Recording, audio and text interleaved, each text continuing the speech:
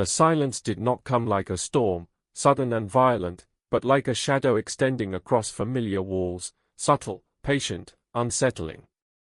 It did not declare itself with sirens or headlines at first, but with small hesitations, cautious pauses, a question hovering quietly in the minds of believers: can we still say what we believe?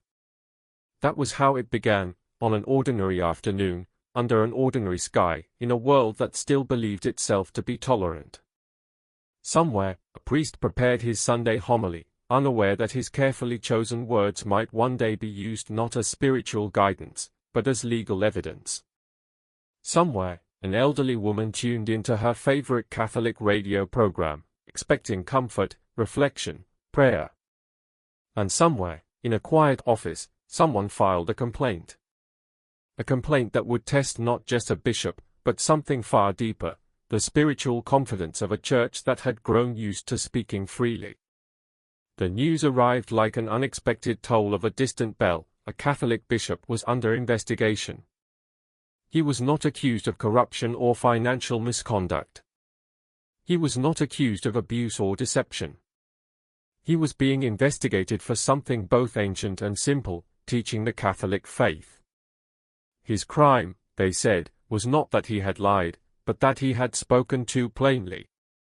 The words used against him were sharp and heavy: hate crimes, discrimination, ideological manipulation. Words once reserved for violent extremism, now being used about spiritual guidance, confession, and catechism. For many Christians, this was the moment something sacred began to tremble. They felt not panic, but a quiet ache, a fear that was more spiritual than political. What if the right to profess one's faith without fear was slowly fading away, not by force, but by reinterpretation? The bishop at the center of this moment was José Ignacio Munilla, a man known not for polemics or controversy, but for pastoral clarity. He had explained Catholic teaching, described the difference between coercion and spiritual accompaniment, and discussed the importance of chastity within Christian life. He did not judge individuals, he presented doctrine. He did not incite rebellion, he offered reflection. And yet, that was enough for his words to be labeled dangerous. A little-known organization named Pueblo Yelmo appeared almost overnight and filed a complaint. They argued not that Bishop Munilla had threatened or insulted anyone, but that his explanation of Catholic teaching on moral responsibility could be interpreted as exclusionary. They pointed not to harsh language or aggressive rhetoric, but to fragments of a radio broadcast where he simply read the legislative text of a new law. He explained its implications, not for politics, but for pastoral life. Yet suddenly his teaching was recast, not as guidance, but as possible incitement. The investigation was based on Article 510 of the Spanish Penal Code, a law originally crafted to prosecute radical hate speech, violent propaganda, and extremist threats. Yet somehow, that law was now being used to determine whether a bishop could publicly express Catholic teaching without being suspected of ideological harm. That was the chilling shift. The question was no longer, is this teaching true? It was, could this teaching be interpreted as socially dangerous? And that, quietly, became a turning point not just in Spanish law, but in the conscience of the Church. Priests began to ask themselves, not whether they believed, but whether they dared to speak. In universities, Catholic professors hesitated, not because they doubted doctrine, but because they feared being misunderstood. Parents felt a new uncertainty while teaching their children about the dignity of human identity, aware that spiritual truth might one day be recast as ideological harm. The silence was not imposed by force, it was chosen, internally, carefully, out of fear. This was no longer about a bishop. It was about a threshold. A question trembled in the air: can Catholic doctrine, even when spoken respectfully and sincerely, be considered a threat? This moment revealed a cultural shift where truth was no longer judged by its sincerity, but by its potential to discomfort. The meaning of the word exclusion began to quietly expand, no longer referring to dismissal or aggression, but to any idea that did not fully affirm prevailing sentiments. Suddenly, spiritual guidance could be called psychological pressure. Doctrinal clarity could be labeled intolerance. Even compassion could be repackaged as ideological contamination. For the first time in centuries, doctrine itself felt as though it were on trial. The issue was not tone, not style, not even personal conviction. It was substance. Theology had become suspect. This new tension was not loud, it was subtle, and therefore more dangerous. Instead of persecution, there was hesitation. Instead of threats, there were questions. Is it still safe to teach?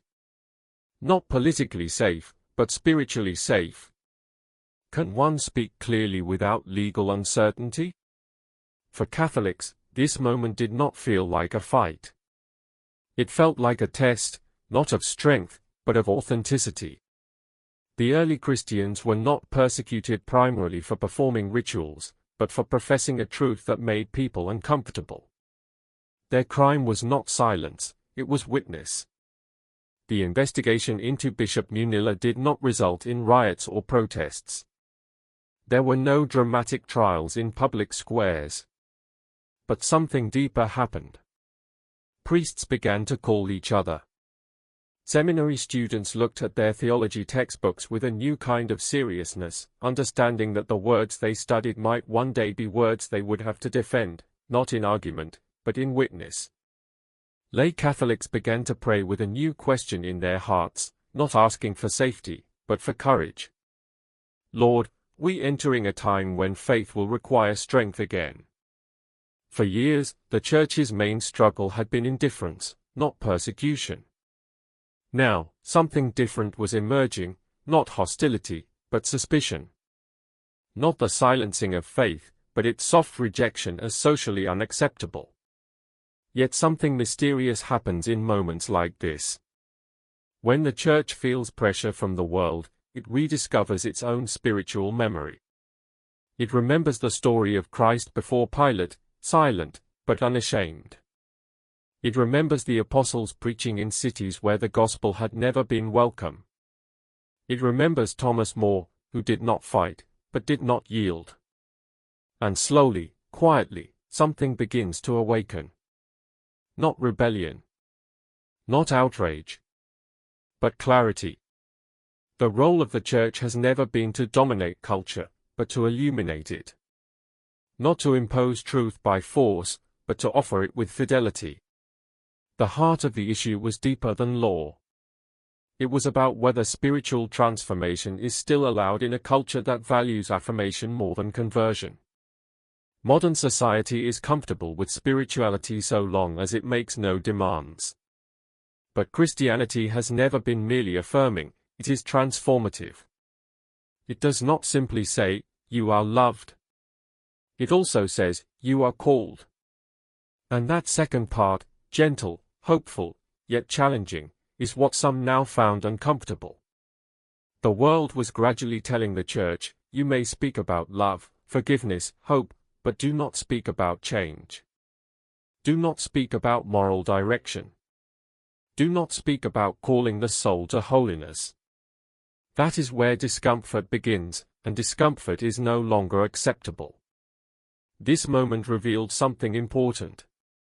The faith might soon require something it has not required in a long time, not legal defense, not political strategy, but courage. Not the courage to fight, but to witness. Not the courage to argue, but to remain clear.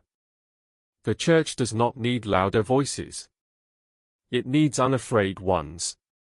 It needs Christians who know how to explain their beliefs clearly, gently, confidently, not as ideology, but as hope. Because Christian truth is not hateful. It is healing. Doctrine is not discrimination. It is direction, a path for wounded souls. Spiritual guidance is not manipulation. It is accompaniment toward grace. The Church does not hate. It heals. But healing sometimes requires honesty. And that honesty may sometimes discomfort. The laws of nations are important, but they do not determine the voice of the Church. The church does not speak because it has permission from society. It speaks because it has a mission from Christ: go, therefore, and teach. Not soften. Not adjust. Not hide. Teach, with compassion, love, clarity. The world does not need silence. It needs truth spoken courageously, respectfully, lovingly. Something began to change quietly in many parishes. Priests began to reflect more deeply, not on political implications, but on spiritual authenticity. What does it mean to preach today? What does it mean to teach with compassion, but without compromise? What does it mean to love souls enough to guide them toward truth, even if truth is no longer welcome? And suddenly, the investigation into Bishop Munilla was no longer a legal case. It was a spiritual mirror. It showed the church what it might soon need, not comfort, but courage. The story did not end with handcuffs or trials. It ended with a question, whispered across countless hearts: when the world finds doctrine uncomfortable, who will still speak it? The future of the church will not be shaped by those who speak the loudest, but by those who speak with conviction, compassion, and courage. The voice of the church will endure, not because it is defended, but because it is witnessed. And perhaps, that is where this story truly begins. Not in Spain, not in law, not in courts. But in living rooms, in seminaries, in small parishes, in family kitchens, where ordinary believers quietly decide, I will not be harsh. I will not be silent. I will speak with love, and I will speak with truth. Because faith does not survive by being comfortable. It survives by being believed, lived, and spoken, even softly, even humbly, even when it costs something. In this silent unfolding, the church finds not defeat, but awakening. And sometimes, it only takes one voice. Not to argue. Not to provoke. But to witness. The bishop spoke not because it was fashionable, but because it was faithful. That was his only role. And maybe, that is ours too. To speak when silence is easier. To guide when neutrality is safer. To love when truth costs something. Because in the end, the gospel is not protected by courts or silenced by laws. It lives through hearts that whisper, with humility, conviction, and unwavering peace, I believe, and I will not hide it.